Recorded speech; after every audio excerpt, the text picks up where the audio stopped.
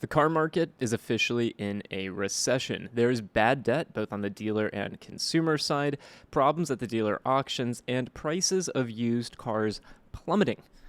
I'm going to share with you what the heck's going on and help you understand in hopefully 5 to 10 minutes. Let's kick things off. Let's talk about CarMax. Yesterday, CarMax reported their quarterly earnings, and it was a huge miss. Their stock was down 25%, the largest one-day drop in 22 years for the company. Carvana's stock has also been down. Sonic Automotive, AutoNation, all the other automakers have all been seeing their stocks plummet as well. The reason being, let me scroll down here. If the consumer is weak, you can take a soft landing off the table. The story of CarMax's second quarter is clear: demand destruction. So we've seen consumer demand for used vehicles plummet as a result of affordability going completely away. The price of an average used car last month was $28,000. New car prices, the average transaction price is close to $50,000. Pretty ridiculous. Now, at the same time that CarMax reported these earnings, we got news from Carvana. Drive Time, which is owned by Carvana, they were trying to sell $350 million worth of bonds backed by, the reason that you'd feel confident buying these bonds, knowing that you're going to get paid back, is because they're backed by consumer loans, auto loans. Well, they had to press pause on that because no one was interested in purchasing these bonds, knowing they were backed by subprime auto loans. This is a huge story, one that is not going to get enough attention, and it comes on the heels of earlier this year, Carvana taking $1.6 billion in junk bonds from Apollo, an incredible amount of debt that they now owe Apollo. I think it says here, the financing package could add more than $225 million of annual interest to Carvana. So we've got Carvana in trouble, we've got CarMax in trouble, and this is all a result of consumers not paying on auto loans. We have seen other finance companies share this sentiment as well.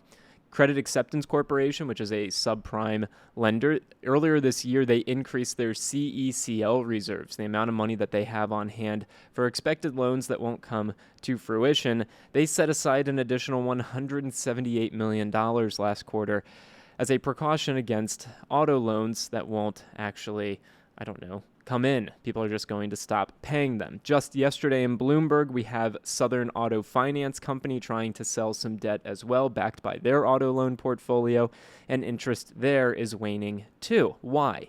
The big question is why. The CFPB put out incredible data. We actually did a write-up back on the joinyaa.com website. The meat and potatoes here.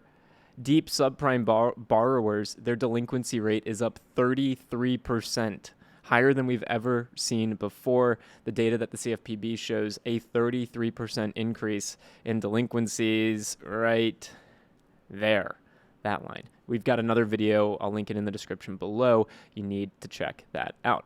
So what does all of this mean? It means that these corporations, which make a ton of money when they sell vehicles and they finance vehicles, they're getting nervous that consumers are not going to be able to pay on the loans that they've taken out. Now, typically, there'd be some level of delinquency in a portfolio, and that's expected, and things happen. You repossess the vehicle, you sell it, you make yourself whole, you move on. There's a phenomena happening right now that's really fascinating. Used car prices, which had been incredibly volatile, had gone up, what was it, like 30, 40, 50% last year? Used car prices, when I'm talking about 30, 40, 50% last year, this is what I'm talking about. This is the Manheim Market Report, or Manheim Vehicle Value Index. Boom, that's a trajectory of used car prices. Well, look what's happening right now. We never saw that V-shaped correction from the pandemic, but we're seeing the upside down V-shaped correction here in used car prices. Used car prices are tanking. The largest month-over-month decreases we've ever seen in terms of value for vehicles. And Black Book, a company that we absolutely love, they track this on a week-by-week basis, not a month-by-month basis, for 9 weeks in a row. Let's make sure. 9 consecutive weeks.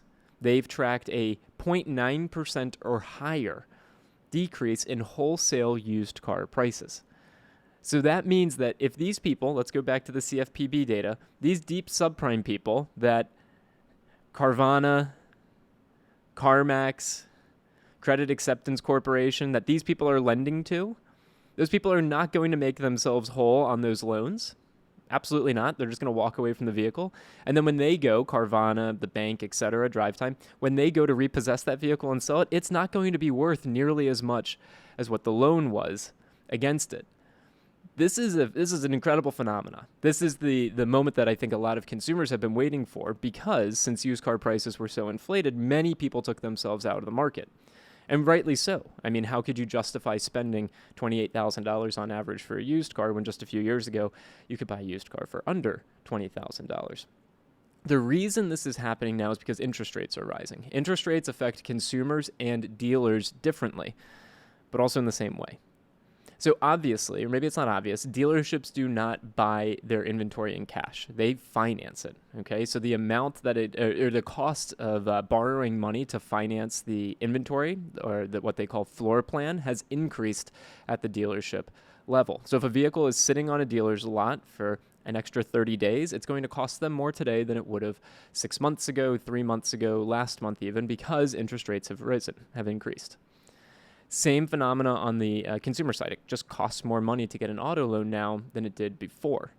What's interesting and what's different here is that consumers can simply take themselves out of the market. Okay, I'm just going to hold on to my car longer and longer. And we've seen there's data out there that shows the average age of the U.S. fleet is nearing 12 years old, the highest it's ever been. Consumers can just take themselves out of the market, not finance a new vehicle purchase or a used vehicle purchase, and move on and wait. Dealerships, on the other hand, they have to have inventory. Or if they've got inventory and it's overpriced, their hands are tied. What are they going to do? They're either going to sell it at the dealer auction, where we've seen for 9 consecutive weeks a 0.9, rounded up, I know it's not accurate, but a 1%. That's a 9% decline, an 8% decline in 2-3 months. What are they going to do? Take it to the auction and lose money there? Or they're going to try their hardest to negotiate a car deal with a consumer. And all the while, they're hoping that their portfolio of loans, the finance companies at least, are hoping their portfolio of loans don't just all go delinquent. And again, we're seeing higher delinquency rates than we've ever seen before. So how can I say with such confidence that we're in a car market recession? And that's the story right there. I bet you, my expectation is that used car prices are going to continue to fall until the spring of next year. Typically, there's seasonality here. I think I should be able to show it to you here. Typically, there's seasonality when it comes to used car price changes. Let me scroll down. Yeah. Wholesale Weekly Price Index from Black Book. Typically, take 2021 out of the equation, the purple line, because, wholesale prices went up 50% that year, which is not realistic for normal years. Typically, you see some price depreciation towards the winter. So, for example, back in 2020, downward slope towards the end of the year. 2009, downward slope towards the end of the year. 2019, downward slope towards the end of the year. Obviously, in 2022, we are well in advance of that downward slope. Prices are cratering, in all honesty. And then typically at the beginning of the year, you see some price appreciation. 2009, prices increase at the beginning of the year. 2021, the anomaly, prices were increasing at the beginning of the year. 2020, prices increase at the beginning of the year. This is called the spring selling season. So I would expect that you see used car values continue to decline. You see an increase in repossessions that'll continue to rise between now and springtime of next year. If you're thinking about selling a vehicle, the time to sell that vehicle was a month ago.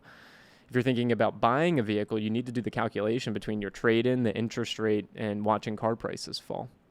We've got a great article back on the joinyaa.com website talking about negotiate 10% off of the asking price of a used vehicle. The dealer's hands are tied. They're either going to take that vehicle to the auction and lose money there, or they're going to sell it to you and lose money on the deal with you, but try and make it up on the financing, the extended warranties, things like that. It'll be really interesting to see more earnings reports come out over the coming days and weeks here. We have OEM earnings reports that are expected to come out next week. It'll be fascinating to see if GM, Ford, Stellantis, Toyota, are they still making as much money as they were earlier on in the pandemic, or have things caught up there as well? Is the recession on the automaker side too?